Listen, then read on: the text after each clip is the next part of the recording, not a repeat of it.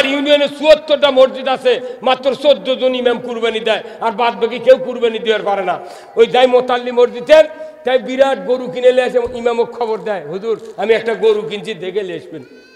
একে যায় দেখে করছে গরু, এই হুজুর ওই ওই বেনামাজি মোতাল্লিক করছে, হুজুর সেই রকম গরু। আর তুই হুজুর করছু কার কতক্ষণ? যখন ও পাম্প দিয়েছে হুজুর সেই রকম গরু মাংনাই দিতে পারে, এর দিল কেমনি? তখন করছে হুজুর কুরবানির বিকেলে আসবেন। বিকেলে গেছে, পকেটে পলিথিন আছিল, 10 কেজি মিসকিনের ভাগের গোস্ত দিয়েছে, দিয়ে করছে হুজুর দোয়া করবেন। তুই কার গোস্ত কাক দিয়ে দোয়া চাচ্ছ? তোর ভাগের দিছ? ওই মিসকিনের ভাগের 10 কেজি গোস্ত ইমামুক দিয়ে করছে দোয়া করবেন। যেখানে কোটিপতি লোক ইমামের পাশে নামাজ পড়ে, সেই কোটিপতি মসজিদের ইমাম আজকে মিসকিনের ভাগের গোস্ত খাচ্ছে কুরবানির দিনে। এন জোরি কোন ঠিক? ওগুলো কি যে লাইলানি সুরে কোন আপনি কথা কি? 9টার থেকে ইমামরা কুরবানি জব করছে 11টা পর্যন্ত। কুরবানি জব করে তখন যাচ্ছে, ছুরি ধুচ্ছে, আল্লাহুম্মা তাকাব্বাল মিন হাবিবেকা মুহাম্মাদু ও খলিলেকা ইব্রাহিম আলাইহিস সালাম। তখন যাই কুরবানি দিতে করছে, যে দোয়া পড়লো কুরবানি কবুল। কুরবানি লিয়ে এই ডান হাতে ছড়ি আছে পানিওয়ালা, বাঁ হাত ভিজা চলে যাচ্ছে, করছে হুজুর হুজুর হুজুর থামেন। কি কই থামেন?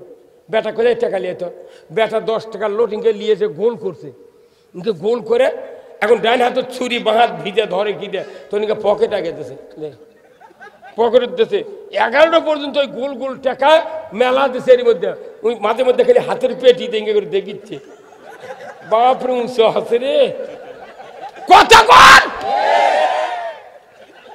পরে 11:30 বাড়ির যা খাটির বুল্লা তিল উৎকুর বেটা বেচিক ডাকতে, ভাই মেলা টাকা নিয়েছি, যায় ওই দোমরানির টাকা গোসাবের লাগে দেখে 85 টাকা। আকবরের লাচ্চা 1 কেজি 240 টাকা 1 কেজি লাচ্চা। চিনি 1 কেজির দাম হলো কত? 140। আর ভিক্ষা করে খাওয়া ছাড়া কোনো লাভ হবে না। আর এই মরদ কুরবানি জব করে, 7 জনে 1 গরু দেবো, 700 টাকা দিতে হবে। তুই গরু ভিন্ন মনে করে তোর বাড়ির ভাগ বাঁচা লিয়ে যা, ওটি যা জব কর্ম যা, বেনের মার দেওয়া লাগবি।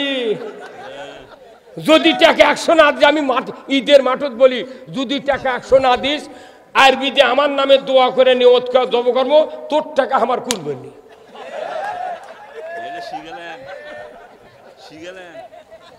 কতক্ষণ? কে 318 টাকার প্রিন্স সাইকেল যখন আসছিল বগুড়া গোয়াল রোডে, ওই যে গোয়াল রোডে পার্ক ওটি সাইকেলের দোকান নাই, 318 টাকার প্রিন্স সাইকেল। তখন আমি বিয়ে পড়াচ্ছি 50 টাকা দিয়ে। এখন তোর 2 লাখ টাকার পালসার অ্যাপাচি, তোর 2.5 লাখ R15, 5 লাখ টাকার হুন্ডা।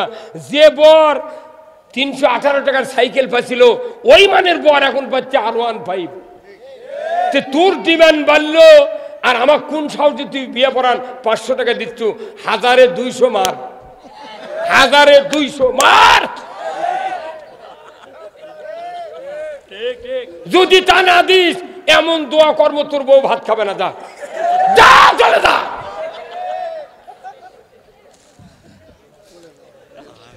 কি কথা ঠিক কিনা? সব জিনিসের উন্নতি হয়, সব জিনিসের দাম বাড়ে, হুজুরকে কোনো দাম বাড়ে না। সরকারি অফিসাররা চাকরি করে 32 বছর, 1 কোটি টাকা গ্র্যাচুইটি পেনশন পায়, যতদিন বাঁচবি হাফ বেতন পায়। ওই মরবি, ওর বউ বেতন পাবি, ওর বউয়ের যে ন্যাংরা ব্যথা থাকে, বিটি থাকে, তাই বেতন পাবি। 75 বছর সরকারি অফিসার করে হাড্ডি বেতন পায় ওই নামাজ ঘরের গোরস্থানের থেকে।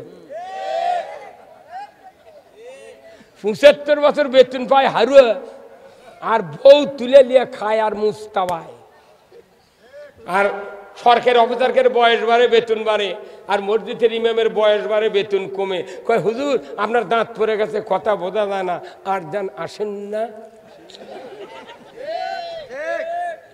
এই হুজুর হাসেন কে? কথা ঠিক কিনা? আপনার কারণে বেতন হচ্ছে না, সেই দোয়া করবেন। আপনার মসজিদের মোতাল্লির বেটা চাকরি করছে, বিসিএস পরীক্ষা দিচ্ছে, কত ভাইবা দিচ্ছে, পিএইচডি করছে, কত বেতন পাচ্ছে। আমি 200টা বিয়ে পড়েছি এই জীবনে, একটা খালি ভাত খাইনি। তা পায়ের 6 লোক, আমি তো আর পড়ানোর সময় জানি না ভাই, মেয়ে আছে বাপের ঘরের মাঝে, আমি বিয়ে পড়াচ্ছি তো পায়ের হচ্ছে 6 লোক। এই 6 লোক থেকে বর আর ভাত দেয়নি। তার 200টা বিয়ে পড়াচ্ছি। আমি যার বিয়ে পড়াচ্ছি, আমার এই যত বিয়ে পড়েছে তার মধ্যে একজনের বেটা 1.5 লাখ টাকা বেতন পায়। আমি যার বিয়ে পড়ানো তারই শোল পাচ্ছি 1.5 লাখ টাকা বেতন, আর আমি বিয়ে পড়েছি আমি বেতন পাচ্ছি 6,000।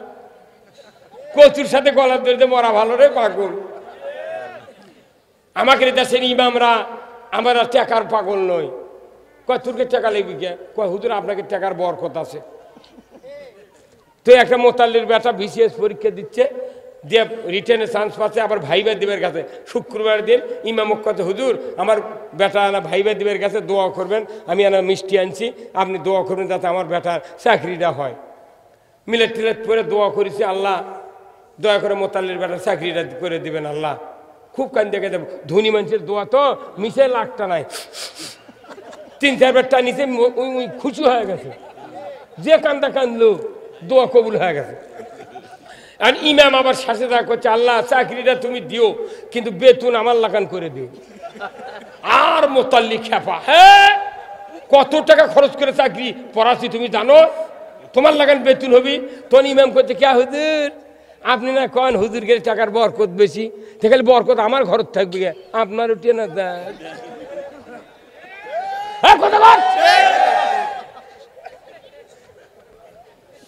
মাথা খারাপ। 280 টাকা কেজি রসুন রে পাগল।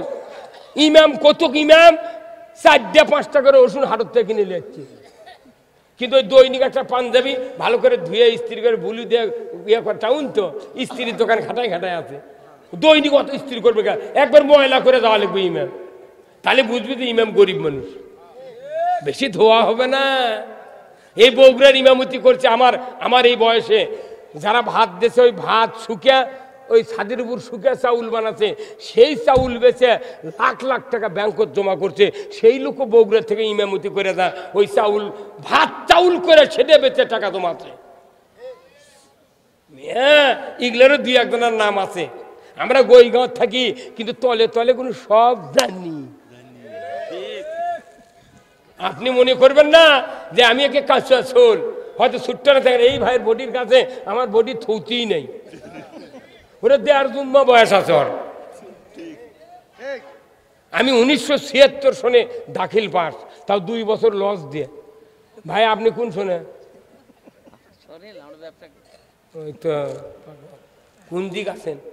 আমি ইটি সভা করে যাই, আমাকে দেখলে কয় কামলা কেশক লিয়েছ, কামলাই তো কাম, কথা ঠিক কিনা? আমার রসুল বলছেন আল্লাহ তুমি আমাকে মধ্যম পন্থায় রাখো। আমাকে অনেকে হুজুর মেলা বক্তা খায় খা পেট 2.5 হাত উঁচু হয়ে যায়, আপনি হন না কে? আমি কোন শোন, কুরবানির গরু যদি জানতো যে জেলহজ মাসের 10 তারিখে আমাকে জব করবি, উনি জীবনে খোল মুচি খালো এমনি, উনি করলেন তোকে আমি হাত দিয়ে চাটামো, তোকে গোস্ত খেলাম না। তা আমাকে কুরবানি আছে ভাই, আমাকে চিন্তা হচ্ছে কুরবানির কথা কন না গায়ে। 45 বছর ইমামতি করি, 45 বছর হলে বক্তৃতা করি, বাপ বেটা বক্তা, কারো ঘর ঢোকলো না, কিচ্ছু করানো না, 12-13টা মামলা লে দেশত ঘুরিচ্ছি। এই কথা কয় আজও নন্দীগ্রাম থানার বক্তৃতা দিয়ে আনো, আজি ওটি কয় আনো যে আমার একটা সিনিয়র নেতা নন্দীগ্রাম মাটির এখনো জন্মেনি, খালি আমাকে মাথার টুপি কোরআন কই দেখে আমাকে দোষ বেশি। যেগুলো নেতা নেতৃত্ব দিচ্ছে বদনার পানি নেব, কি খবর চান? কিন্তু জনগণ বুঝবে কখন? বুঝবে যখন কবরে যাবে। কবরের ভেতরে দ্বিতীয় প্রশ্ন করা হবে, ওমা দিনুকা, তোমার জীবন ব্যবস্থা কি ছিল? এটা রাজনৈতিক পলিটিক্যাল প্রশ্ন। জীবন ব্যবস্থা মানতে হবে কার? আমরা জীবন ব্যবস্থা আল্লাহর যদি না মানে অন্য জীবন ব্যবস্থা মানি, জীবনে শান্তি হবে না। এই যে বগুড়াতে মোটর সাইকেলের কতটা শোরুম আছে চেনেন? এই যে এই মাটিডালির দক্ষিণ ওড়িদার শোরুম আছে, একটা আছে না? হ্যাঁ শোরুম আছে না? কত শোরুম আছে। এই যে আপনার বিসিকের ওখানে আছে ওই যে বাজাজের শোরুম, উত্তরে উত্তরে মোটরস, সাত মাথার ওখানে আছে, আছে না? তার কত কত হুন্ডার আছে, একটা আছে টিভিএস, ইয়ামাহা, তারপরে রানার, ডুকার, ডায়াং, তারপরে আপনার হচ্ছে বাজাজ, তারপরে এমা, সিঙ্গার, কত আছে। এই মোটরযানের তৈরিকারক কে বলেন তো? এতক্ষণ লাগে? মোটরযানের তৈরিকারক হলো ইঞ্জিনিয়ার। এক কথায় উত্তর, মোটরযানের তৈরিকারক কে? Engineer, engineer. আর মানবযানের তৈরিকারক কে? আল্লাহ। এটা খুব ভালো করে করবেন না, আল্লাহ। তাহলে মোটরযানের তৈরিকারক ইঞ্জিনিয়ার। ইঞ্জিনিয়ার 265টা পার্টস নিয়ে মোটরযান তৈরি হয়।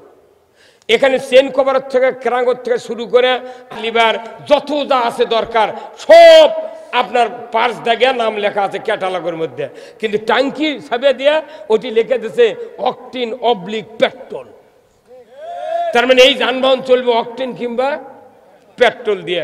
এখন আপনি 2 লাখ টাকার পালসার কিনে যদি মনে করেন যে না আমার টাকা ফুরে গেছে, অকটেনও পাতলা, কেরোসিনও পাতলা, 10 লিটার কেরোসিন তুললেন, 2 জারকি ভরে সাইডের টাঙ্গেলিয়ে একটা খরচা মানুষ তুললেন, এই মাটি ডালির এই বাজারের থেকে একটা মানুষ করলেন, বাবা তো 500 টাকা দেবো, আমার এই হুন্ডাটা তুই স্টার্ট কর, আমি এনা গোসল করে আসি, যাবো বিটির বাড়ি।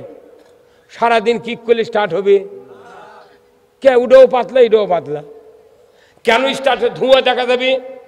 তো কেন স্টার্ট হলো না? কোনটা দেখি তো ক্যাঙ্কা ব্রেন, কেন স্টার্ট হলো না? না, এটা উত্তর নয়, কল যে এর উত্তরে এক কথা হওয়া লাগবে যে সৃষ্টিকর্তার আইন মানিনি। ওই হুন্ডার যিনি সৃষ্টিকর্তা তার আইন হলো অকটেন অবলিক পেট্রোল। সৃষ্টিকর্তার আইন না মানার কারণে স্টার্ট তো দূরের কথা, ধোঁয়া ছাড়েনি। কতক্ষণ?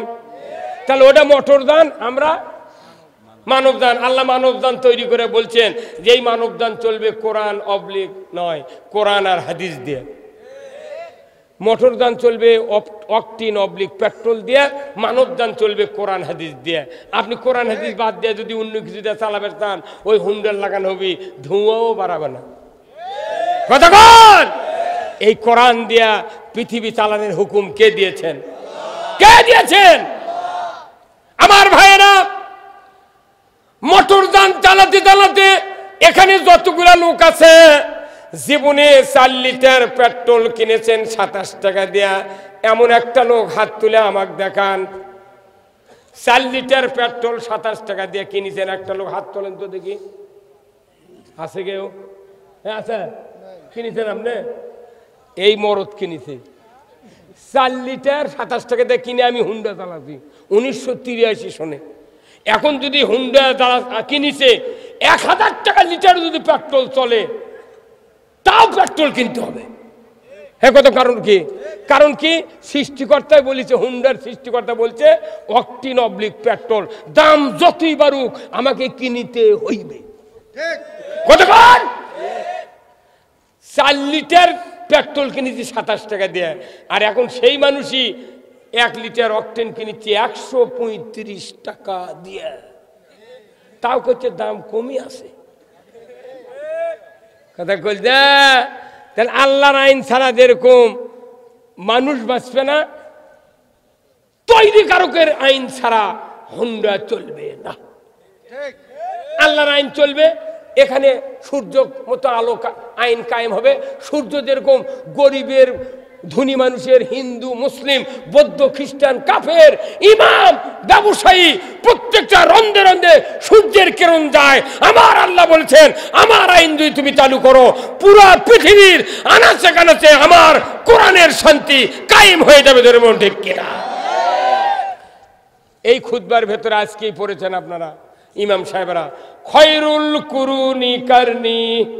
কি পড়ছেন? খয়রুল কুরুনি কারনি। রাসূল জবানে বলছেন আমার যুগ সেরা যুগ। জোরে কোন আল্লাহু আকবার। আমার যুগ সেরা যুগ। কেমন করে রাসূল বললেন? একজন সাহাবী 5 পাসের ডিগ্রি ছিল না, দাখিল পাস ছিল না, দাওরা পাস ছিল না, পিএইচডি ছিল না, ডক্টরেট প্রফেসর আল্লামা মুফতি, কোনো ভাইস প্রিন্সিপাল অধ্যক্ষ ছিল না, কোনো সাহাবীর কোনো ডিগ্রি ছিল না। নন ডিগ্রি মানুষগুলিকে আল্লাহ রাসূল কোরআন শোনায়া শোনায়া এত জ্ঞানী করলেন। এই মানুষগুলি সমাজে থাকলো অশিক্ষিত লোকেরা। রসুল নিজে বললেন মসজিদে নববীর মিম্বরে দাঁড়িয়ে, খয়রুল কুরুনি কারণে আমার যুগই হলো সারা যুগ। রসুলের যুগ কি যুগ? তা আপনি এই কথা আরবি দিয়ে করছেন, কিন্তু মুসল্লি কবেন তো ভাই আমাদের যুগ কি সারা যুগ? মোট মুসল্লি কবি দেন না,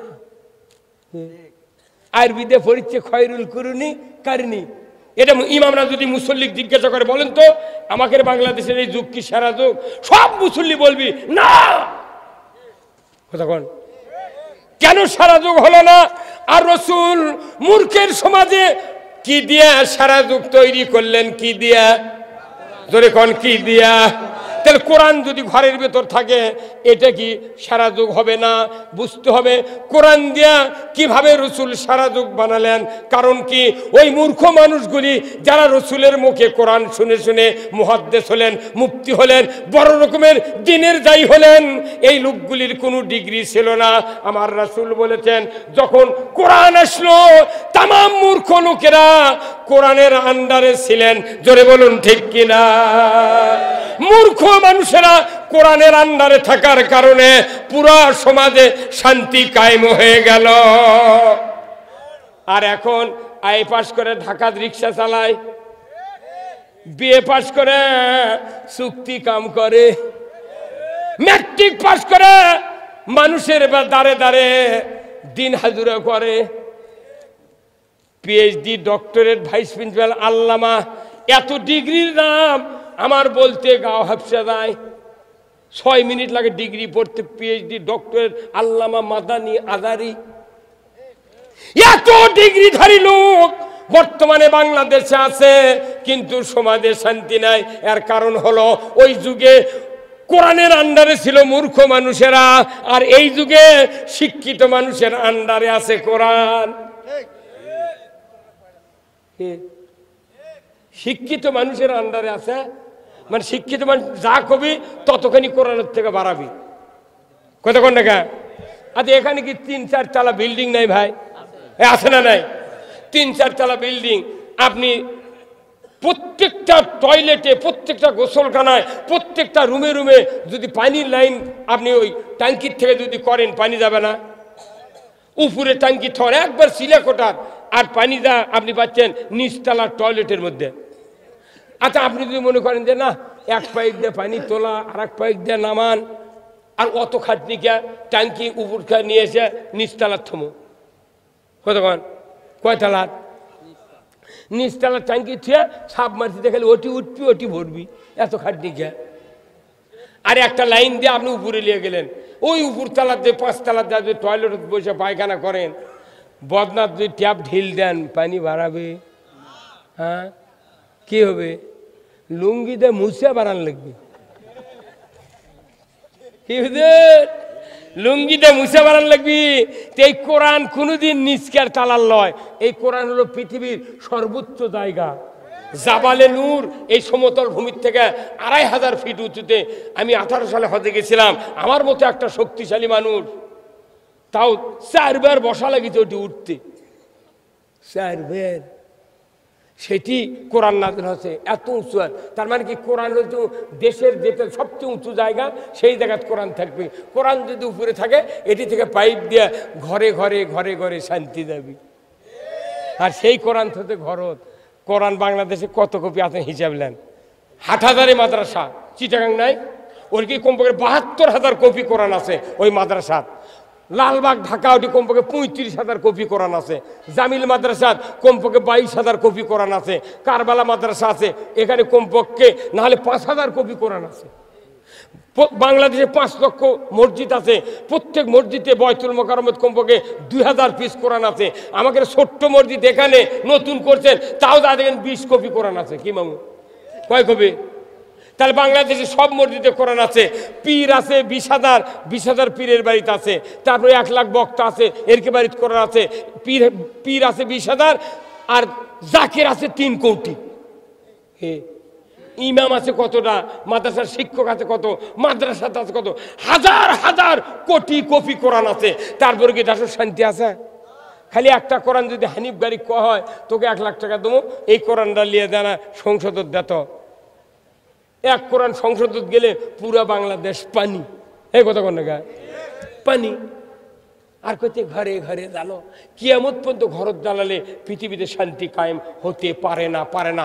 যদি হতো আমার রসুল মদিনার রাষ্ট্রপতি হতেন না। যারা হজ করে আসে তারাও যায় বলে ইন্নাল হামদা ওয়ান নিয়ামাত লাকা ওয়াল মুলক, হে আল্লাহ তোমার সব প্রশংসা, আর যত নিয়ামত তুমি দান করেছো সবচেয়ে বড় নিয়ামত হলো তোমার রাজত্ব। হজ করে ওই কথা মক্কার যায় কয়, আইসে ওই আর এক রাজত্ব কায়েমের জন্য খুটুর করে। আল্লাহ এগুলো দেখে পাচ্ছে না? হ্যাঁ কখন দেখে পায় না? আল্লাহ সব দেখে, চশমা লাগে না, আল্লাহর কোনো সিসি ক্যামেরা লাগে না, ডাইরেক্ট ওপেন। কি আমার ভাইরা, আমার আল্লাহ কোরআনুল কারিমে বলছেন ওমান আরাদা আন যিকরি ফাইন্না লাহু মাইশাতান দনকা ওয়া নাহশুরুহু ইয়াউমাল কিয়ামাতি আমা। আমার আল্লাহ বলেছেন, ও পৃথিবীর মানুষ, এই কোরআনের কথা শোনার পর, কোরআনের বয়ান, কোরআনের নসিহত শোনার পর যারা মুখটা অ্যাবাউট টার্ন করে এক বিপরীতমুখী চলবে, আমি আল্লাহ তাদের জন্য দুনিয়ারটা সংকীর্ণ করে দেব। শুধু তাই নয়, আখিরাতে তাদেরকে অন্ধ করে উঠাবো। কানা হয়ে উঠবি, দুনিয়াতে চোখ থেকে পাশালে উল্টে পড়ে যায়, আর হাসরের ময়দানে কানা হলে এদেরকে ধরবে, জাহান্নামে নিক্ষেপ করবে। কোরআন শরীফে সূরা কফ 26 পারা আল্লাহ বলছেন আল কিয়াফি জাহান্নামা কুল্লা কাফারিন আনিদ। আল্লাহু আকবার। আল্লাহ হুকুম দিয়ে দিবে, এই আমার এই বান্দাদের ভেতরে যাদের 5টা দোষ আছে ধরো আর জাহান্নামে ফেলে দাও। কোথায় মুসলমান? হ্যাঁ, তখন ফেরেশতারা কবে আল্লাহ তাহলে 5টা দোষ কার কার আছে চেনবো কেমনি? কবি দেখবে যে হাসরের ময়দানে যার খেয়ে চোখ কানা, এর খালি ধরবে আর ফেলে দেবে, কোনো মিজান হবে না, কোনো বিচার হবে না, জিজ্ঞাসা হবে না, ধরবে ফেলে দেবে। আল্লাহর কি তখন দয়া হবে? হ্যাঁ, অনুরোধ করছি কোরআন শোনার পর আমাকে আপনাকে আল্লাহর পক্ষ নিতে হবে। জোরে বল ঠিক কিনা? জোরে বল ঠিক কিনা? যে আল্লাহ আমাদেরকে সৃষ্টি করেছেন, ওই আল্লাহ আমাদেরকে নির্দেশ দিয়েছেন আন আকিমুদ্দিন ওয়ালা তাতাফাররাকু ফিহি। যারা তোমরা ঈমানদার, আল্লাযীনা আমানু ইউকাতিলুনা ফি সাবিলিল্লাহ ওয়াল্লাযীনা কাফারু ইউকাতিলুনা ফি সাবিলিত তাগুত। আমরা কারো বিরুদ্ধে বলি না, বরং কোরআন থেকে মুক্তি পাওয়ার জন্য যে পথ আল্লাহ রসুল দিয়েছেন সেই পথে আমরা চলতে বলি। কথা ঠিক কিনা ভাই? এখানে যত লোক আছেন, হুজুর সামনে পেছনে যারা বসে আছেন, একটু জামার দিকে তাকান তো। আপনাকে জামা কার উল্টো আছে দেখেন তো। ভাই উল্টো আছে কারো? হ্যাঁ কি? আচ্ছা, আমার এই যে এই ভাই পাঞ্জাবি গাওয়াতে বসে, পাঞ্জাবি না জুব্বা? পাঞ্জাবি। এই ভাই যদি পাঞ্জাবিটা উল্টো করে গাওয়াত দিয়ে এখানে দাঁড়ায়, তাহলে যে পকেট ভেতরে থাকার কথা ছিল সাইডের, ওই পকেট কোথায় যাবে? বাইরে যাবে। আপনারা 12 আনা লোক কবেন, এই লোকটার বোধহয় বউ বাঁচে নেই। যদি বউ থাকতো তাহলে শুধরে দিত। কথা ঠিক কিনা? হ্যাঁ, কিংবা উনি কি চিন্তা করবি তাহলে এই লোকটার মাথা খারাপ। ওটা তো উল্টো হয়, আপনারা মন্তব্য করছেন। আমার যদি এই কোটির 4 নাম্বার বোতাম যদি 3 নাম্বার ঘাটত লাগায়, তা আপনার কবেন কি পাগল কোনটা নিয়ে খালি একটা বোতাম খালি ঘাট চেঞ্জ হচ্ছে, এটি লাগাচ্ছে, তখন কই পাগললে। তাহলে আপনি কতখানি সিধা বোঝেন? কথা ঠিক কিনা? সূরা ফাতিহার ভেতরে কয়টা আয়াত? 7টা আয়াত। একটা আয়াত হলো ইহদিনাস সিরাতাল মুস্তাকিম। আল্লাহ তুমি আমাদেরকে সরল সঠিক পথে পরিচালিত করো। সরল সঠিক সিধা, সরল সঠিক সিধা। 1 নাম্বার জ্ঞানী লোক যারা, তারা সরল বোঝে। 2 নাম্বার জ্ঞানী লোক যারা, তারা সঠিক বোঝে। কথা ঠিক কিনা? তারপরে একে নর্মাল শিক্ষিত যারা 5 পাস লেখাপড়া করেনি, তারা এখন সিধা বসে পেয়েছি। কোথায় পায়দামাটা সিধা করে দে, ভোগ করছে। এই নইমের মা, তুই পায়দামা সিধা করে দে, তার তাড়াতাড়ি ফিনতে চলে যাবো। সিধা বোঝে না সবাই। যে আল্লাহর পথ হলো সিধে। কথা ঠিক কিনা? সরল সঠিক সিধে। আল্লাহর পথ কি? সিধা, আর মানুষ যে পথ তৈরি করছে এটা কি উল্টো, ব্যাখ্যা করা যাবে না, উল্টো কথা কন। তো এই লোকটার বা পাঞ্জাবি উল্টো আছে, আপনারা সবাই যদি বলেন ভাই আপনার সব ভালো রে, পাঞ্জাবিটা না খুলে সিধে করে গাওয়ার দেন রে, তো আমাকে চোখতেই বাজিচ্ছে খালি, বক্তার দেখবে না খালি পাঞ্জাবি দেখবি, ই কি ডাকাতি গা বসে আছে কতক্ষণ দেখা, মানে উল্টার পুরে এত ঝোঁক। আমি যদি হুন্ডেলে দিনের বেলা সকালে বাড়িতে বাড়াই, খালি যদি হেডলাইট দিয়ে বাড়ায় 500 জন মানুষ আমাকে কবি হুজুর হেডলাইট, হুজুর হেডলাইট, কিন্তু আমার গাড়ি আলো জ্বলিচ্ছে, তোর কি ক্ষতি কতক্ষণ। তার মানে যখন যে জিনিস দরকার নেই তুমি কেন জ্বালাবে কতক্ষণ। তার আল্লাহর পথ হলো সিধা, আর মানুষ যত পথ তৈরি করছে এগুলো হচ্ছে উল্টো কতক্ষণ। তাহলে এই লোকটার পাঞ্জাবি সিধা করবার কছেন, এনার বিবেক আছে ভালো বলেছে, আপনাদের ধন্যবাদ, আমাকে দিয়ে এত বড় একটা ভুল ধরে দিলেন, আলহামদুলিল্লাহ। তাহলে পাঞ্জাবি সিধা করার বুদ্ধি দিলে আলহামদুলিল্লাহ বললো, ধন্যবাদ দিল। আর যারা উল্টা পথে চলিচ্ছে তারপর যদি আমরা সংশোধন করতে চাই, তখন কয়েকলি জেলত তুলতে এত সিধা করা শিখিতে কেমনি কথা কনে রে, টুপি বার করবি, টুপি বার করবি, বাটাম ফাটিয়ে ফেলে দিবি কথা। ওই পাঞ্জাবি সিধা করে গাওয়ার দেয়, কিন্তু সে উল্টা পথে চলে কতক্ষণ। আমাদের দেশের অনেক লোক আমরা ভুলে ধরার মধ্যে আছি। আমি এই নদাপাড়া কোনদিন আসিনি, আমি ওই 4 মাথার ব্রিজ পার হয়ে আছে, মাটিটা এই বিমানের কাছে গাড়িলে দাঁড়িয়ে বলতেছি, আচ্ছা কোন দিক সে নদাপাড়া, তখন দেখি যে একটা জুব্বালা টুপিওয়ালা লোক ওটি দাঁড়িয়ে আছে, ওই প্লেনের উত্তরে মূরতি দাঁড়িয়ে আছে। তখন আমি বলেছি ভাই নদাপাড়া কোনটা, তখন উনি বলছেন এইদিকে টাউনের মধ্যে সোজা দক্ষিণ দিকে চলে যান। আচ্ছা আমি যদি কিয়ামত পর্যন্ত দক্ষিণ দিকে পাবনা পারা যায়, এই নদাপাড়া পাবো? আমি তো জানি না যে অক ভুলে ধরে ওটি আছে। ওই হয় যে লোক জিজ্ঞাসা করেছি এই ভুলে ধরে কোনো ধকমক হচ্ছে যে কোন দিক যায় নদাপাড়া, এখন এর ভুলে ধরা দিক হিসাবে নদাপাড়া দক্ষিণ দিক, উনি আমার দেখে দিচ্ছে এই দিক, আমি যা চেয়েছি কিয়ামত পর্যন্ত নদাপাড়া পাবো ভাই। আমাদের দেশের কিছু ধর্মীয় যারা গুণাগুণ বিশিষ্ট লোক আছে আমাকেও ভুলে ধরে আছি আমরা, আমাকেও আবার আছে দোয়া লিয়ে করতে, হুজুর দোয়া করবেন আল্লাহ যেন আমাকে হেদায়েত করে। তোর ঠিক আছে মাথা, আর ও কি ভুলে ধরে আসে রে পাগল, উনি আবার তোর জন্য কি যে হেদায়েতের দোয়া করবে কতক্ষণ। হ্যাঁ প্রত্যেক আলেম ওলামা যদি এক কথা বলতাম যে এই পথে চললে জান্নাতের পথ, এটা হলো জাহান্নামের পথ, আল্লাহর ইজ্জতের কসম সকল আলেম ওলামা যদি এক হতো, বাংলাদেশে কোরআনের উপর কোনো জুলুম আসতো না। হ্যাঁ কতক্ষণ। আমরা ওই অন্য নেতা গেলে কি কর্ম, দোষ আমাকে রে, এরা আসল কথা জানে করছে না, মানে ওই অন্য কোনো নেতার দোষ নাই, কোনো দোষ নাই কতক্ষণ টাকা।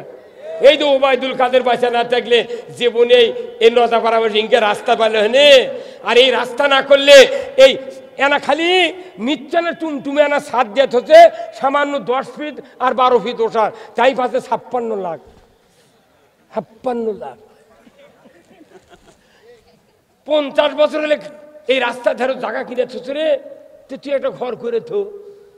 হ্যাঁ গরিব মানুষ পাচ্ছে 56 লাখ, ওই কোথায় আর কি করলো রে, খালি একটা টিন দিয়ে করে তুলে তাও 20 লাখ।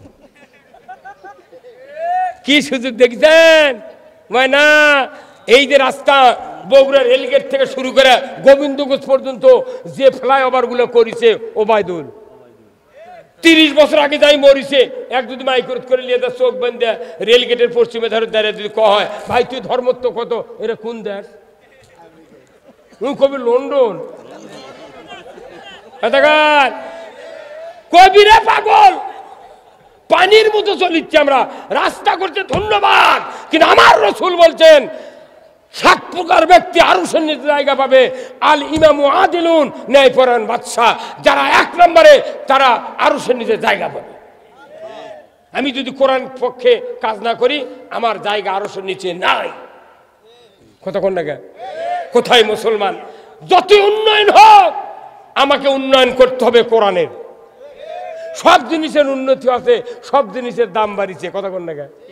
এই দেশে ছুট্টানা গাভী আছিল, হাইব্রিড জাতের প্রজনন এনে কিটকিটা গাভীর মধ্যে ঢুকে দেয় 20 কেজির বকন বার করছে, কথা কন। এইটি হলো ডাক্তাররা করেনি ভাই। আমার মেরিন ইঞ্জিনিয়ার হয়ে ওই জাহাজ যুদ্ধ করছে, আর আমরা বড় বড় মেডিসিন ডাক্তার, এই যে আপনার মইনুল হাসান সাদিক, তার ফিরোজ আহমেদ কোরাইশিকে আমি দেখাচ্ছি, আমার অসুখ হচ্ছিল 89 সনে 25 টাকা ভিজিট নিয়ে ওনাকে দেখাচ্ছি। সেই ফিরোজ আহমেদ কোরাইশি ঢাকা থেকে রুগী দেখিচ্ছে 15 দিন না 1-1.5 মাস আগে, বলে সিরিয়াল দেওয়া লাগে, 2500 টাকা ভিজিট, আমাকে দেখলো 25, কত কোনে রে। ওই ডাক্তারের রুগী আমি ফিরোজ আহমেদ কোরাইশির নাম শোনেন নে, ওনার রুগী আমি ছিলাম 25 টাকা ভিজিট, তাই এখন 2500। ওর ভিজিট বাড়বি ঠিক, আর আমি বক্তৃতা করেন টাকা চাইলে কয় হুজুর এত টাকা কি করবেন, তো কি দেমলে কত মনে করে। ওনারা হলেন বডির ডাক্তার, আমরা হলাম ইমানের ডাক্তার, এই কথা কোন টাকা। বিকাল 4টা থেকে 8টা পর্যন্ত রাতে 30,000 টাকা রুগী দেখিচ্ছে এই ইবনে সিনা, তারপর আপনার পপুলার দেখিচ্ছে না। আমরা কোনো প্রতিবাদ দিচ্ছি? তাহলে ওনারা বডির ডাক্তার, আমরা হলাম ইমানের ডাক্তার। ওনারা যত টাকা কামাই করছে বেতন পাচ্ছে জিএ মেডিকেলে, আর আমাকে বেতন নেই, কিচ্ছু নেই, এনা সভা করে টাকা পায়, তে কয় এত টাকা লাগে, এত টাকা দেবো না ভালো। আমি রুগী এখানে কমপক্ষে 1,500 মানুষ আছে, 1,500 মানুষ হোক 2.5 ঘন্টা চিকিৎসা করছি। 5 মিনিটে 700 টাকা ভিজিট হয় ডাক্তারের, তাহলে এক মানুষের 2.5 ঘন্টার কত বিল আসে? আরে এই 1,500 লোকের কত বিল আসবে? ডেলি 7 মাথা 1.5 বিঘা জায়গা কিনে 10টা তারা ভিল দিয়ে 5 তালাক করে গরিব মানুষ কোনো নেই, তোরকে বাড়ি কেনার দরকার নেই, আমার এদেশে থাকবা। হ্যাঁ হুজুর মাংনা খেলে দোয়া, এক দোয়া হবে না, কোনো নামাজ হবে না, জানাজা হবে কিন্তু দোয়া হবে না। গরিব মানুষ পাগল। একটা হুজুরকে কোটিপতি হতে হবে। হুজুরের যখন 1 কোটি টাকা থাকবে, ওই 20 লাখ টাকা জাকাত দিবি, তাহলে কি হবে? ওই এলাকার কমপক্ষে 4,000 লোক হুজুরের কথায় উঠবি বসবি। হুজুরের ধনী হবার দিবে না দেখে বেতন দিচ্ছে না, পাগল। এটা কোন লাইন মানে রে? বৃহত্তর লাইন। কি মাথা খারাপ? হুজুররা খালি সাইকেলের চড়ে ঘুরবি, উল্টে পড়বি, ওটি খুঁজে মাটি দেখে তুলে দেবি, কতক্ষণ টাকা। কথা বুঝতেছেন না আপনি? সব জায়গার এক কথা, ইসলাম যাতে ধনী হতে না পারে, এই কথা বল। আপনি বাড়ি করছেন, আপনার খোলার কারেন্টের লাইন যাবে, কোনোদিন চিন্তা করছিলেন? হ্যাঁ, আপনি ইউকালেক্টারে গাছ লাগাচ্ছেন, কতদিন পল্লী বিদ্যুতের ইঞ্জিনিয়ার ম্যাপ করছে, এই গাছের উপর দিয়ে লাইন নিয়ে যা লাগবে 440 11,000 ভোল্টেজের লাইন নিয়ে গেছে। প্রতি বছর 2 বার করে ওই গাছের মাথা কেটে দেয়। এই দিক ধর্না মোটা, মাথার কিছু নেই, তালের গাছ ঝাঁটা, এগুলো গাছ ঝাঁটা। কারণ কি, ওই গাছ যদি বড় হয় তাহলে লাইনের সাথে বাইরে লেগে ফেস পুড়ে দেবি, মানুষ অ্যাক্সিডেন্ট করবি, সেই জন্য প্রতি বছর মাথা কাটে। মাইকিং করছে, আজ আগামীকাল 8টার থেকে বিকাল 5টা পর্যন্ত লাইনের কাজ হবে, আপনারা পানি টেনে নেওয়া লাগলে আগেই নিয়ে তুলেন। তার মানে কি ওই গাছের বড় হবার দিবে না। যুগে যুগে নবী রাসূল যত পৃথিবীতে এসেছেন, প্রত্যেক যুগে যুগে ইসলাম যখন জাগে উঠছে তখনই মাথা কেটে দিয়েছে। ওই বিদ্যুতের লাইনের নিচে জায়গা গাছ হয় না, এঙ্গে দেশ পৃথিবীর ইসলাম যারা একটু বুঝবে তাদেরকে মাথা কেটে দিবি। এখন মাথা কাটার জীবন চলিচ্ছে। ঠিক ঠিক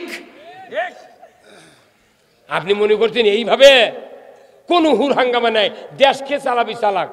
শেখ হাসিনা যদি এই আবার গেল ক্ষমতা, যদি নামাজ কায়েম করে, জাকাত চালু করে, পর্দা ফরজ করে, চুরি বন্ধ করে, আর যদি জানা বন্ধ করে, থাকে না 500 বছর। আমি পেজ দেখান তাকে এমন ঘুম দিব, আজরাইল আলেগে চেতন পাবো। চালা চালা চালা চালা,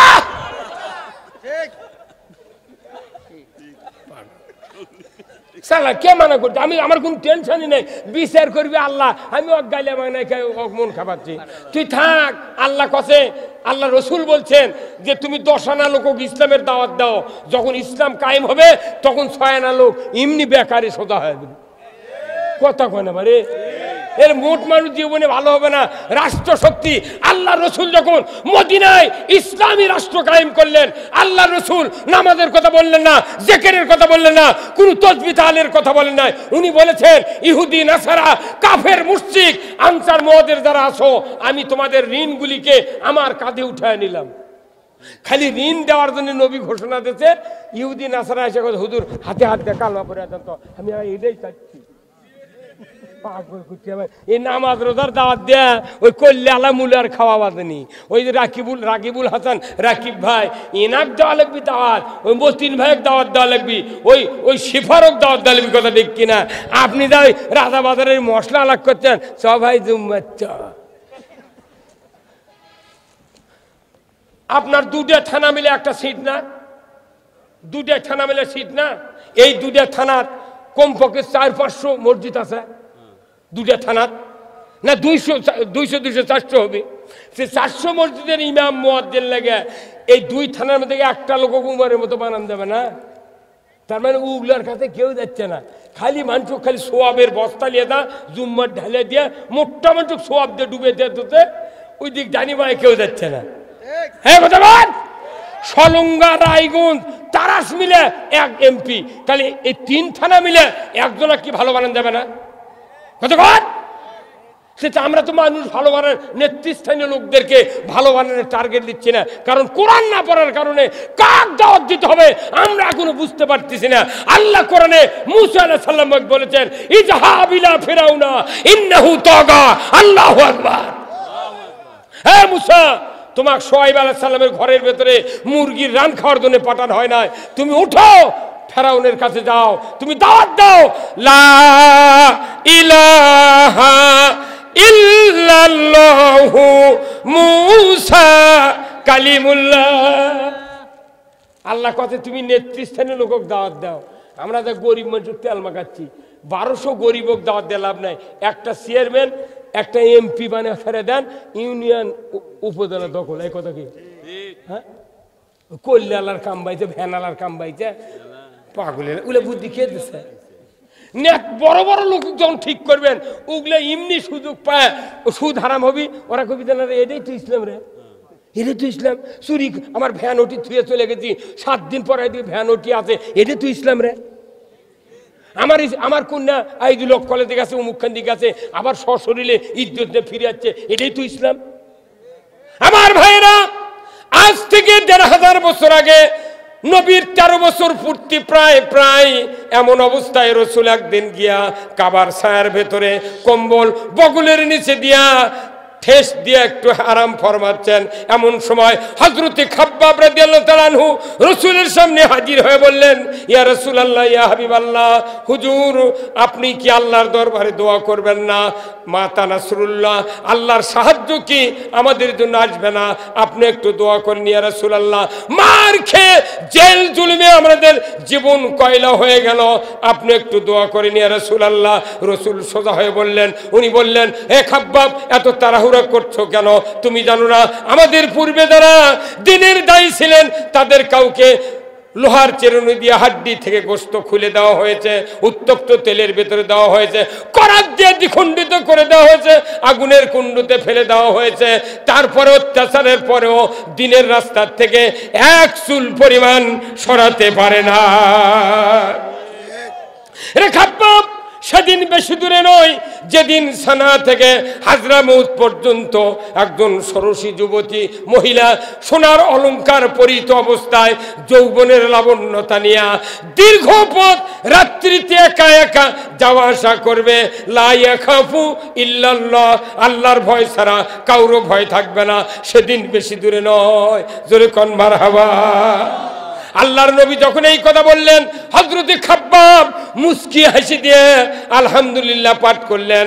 আল্লাহ জানতে পারলেন আমার হাবিব এমন সময় এমন কথা বলেছেন, হে জিবরাইল তাড়াতাড়ি করে চলে যাও। আমার হাবিব যে সাহাবীর কথা শুনেছে অত্যাচার নির্যাতন থেকে বাঁচার জন্য, তারা দোয়া করতে বলেছে, আমি শুনতে পেয়েছি।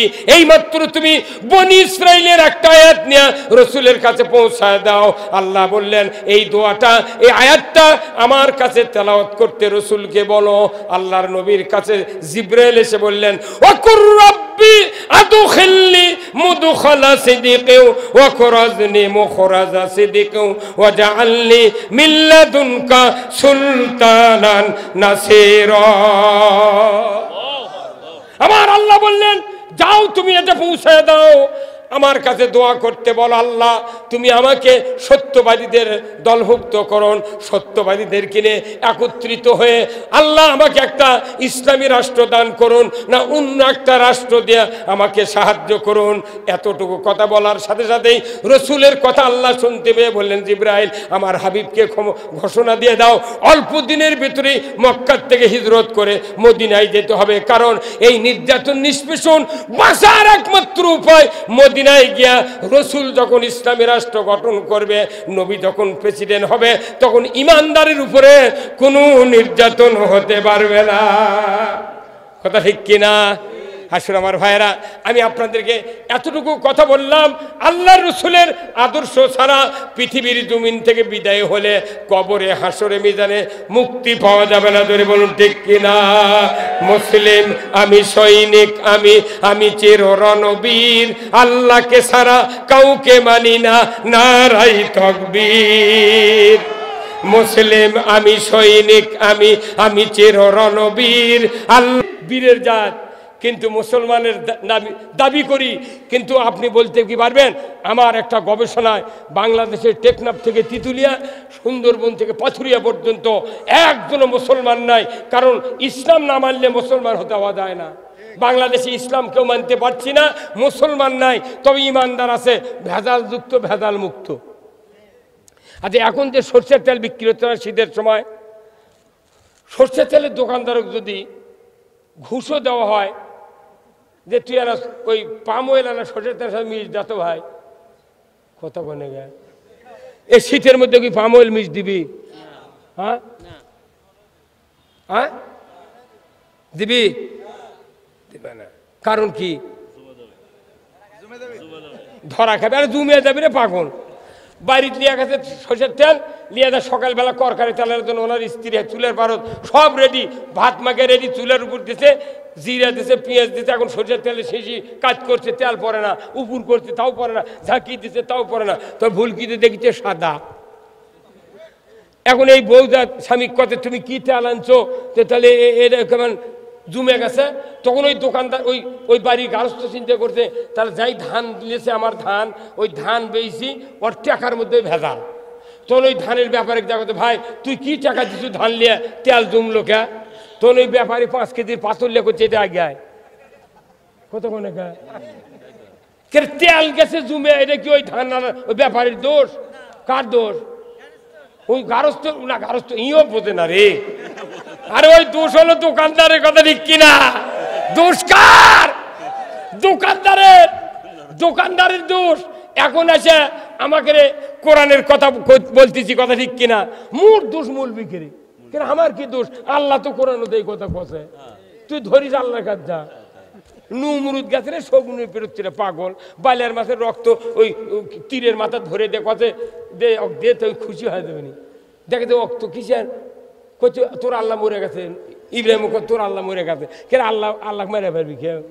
ও পরীক্ষা করতে বোধ সামান্য রক্ত দেখে ওই মনে করছে তুই দেশের খালি দোষ আমাকে রে, তাহলে আমাকে দোষ ধরা মানে কি? তুমি তাহলে আমাকে দোষ লয়, ওই ব্যাপারী ধান দাইলেছে তার দোষ লয়, দোষ হলো দোকানদারের। কথা কয় না কে?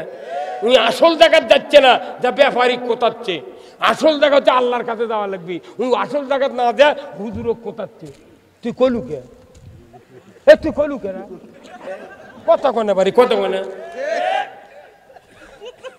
তুই কয়তে এগুলো হলো কেন? আমরা আল্লাহর কথা করছি কি?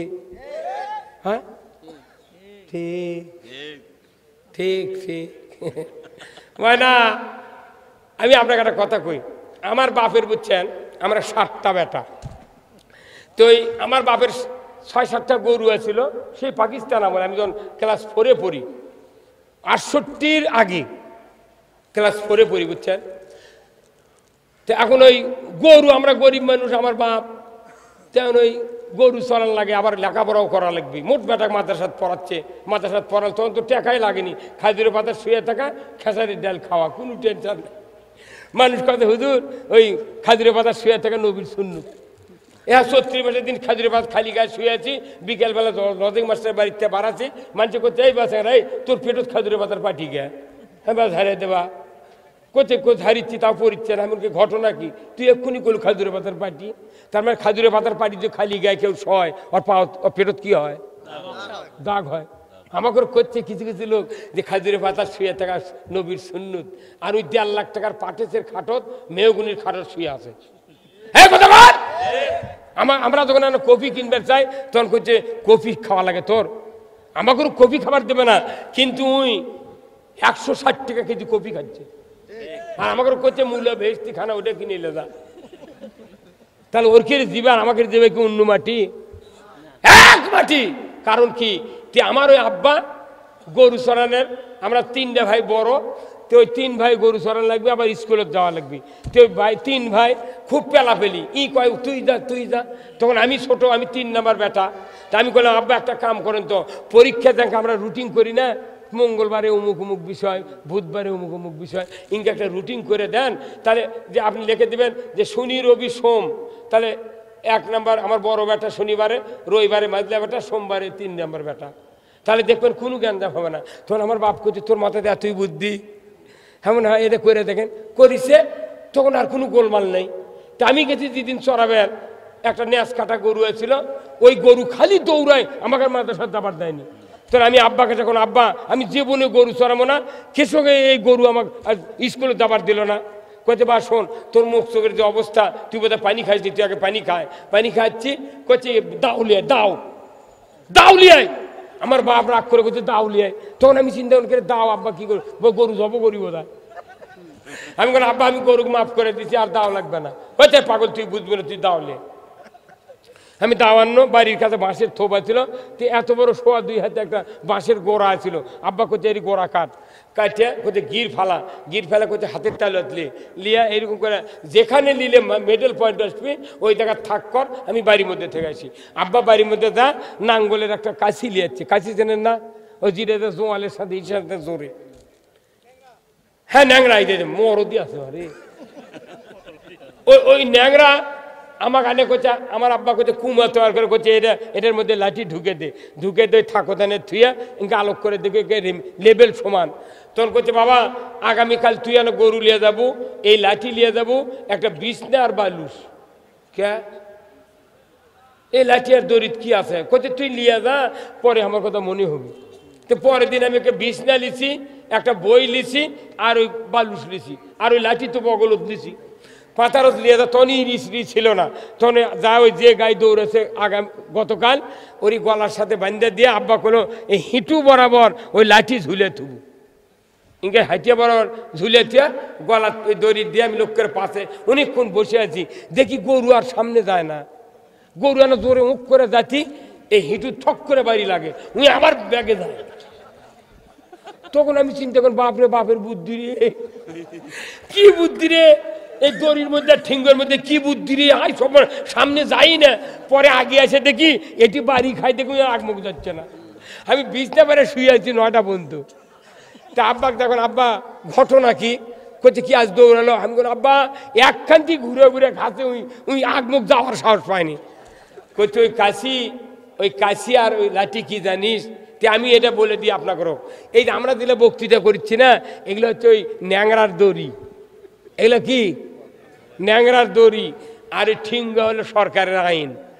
কতক্ষণ আমরা বলবো সুদ হারাম, সরকার সুদ হারাম করবি, হিঁটুত বাড়ি লাগলে আইন, উনি আর সামনে দেবে না। কতক্ষণ আল্লাহ কোরআনের কথা, চুরি করলে হাত কাটো, আমরা বলবো চুরির আইন কায়েম করো, সরকার আইন কায়েম করে একটা চোরের হাত কাটবি, আর জীবনে চুরি করবে না। কথা ঠিক কিনা? কথা ঠিক কিনা? তে সরকারের আইন হলো ঠিঙ্গা, আর আমাকে বক্তৃতা হলো দড়ি।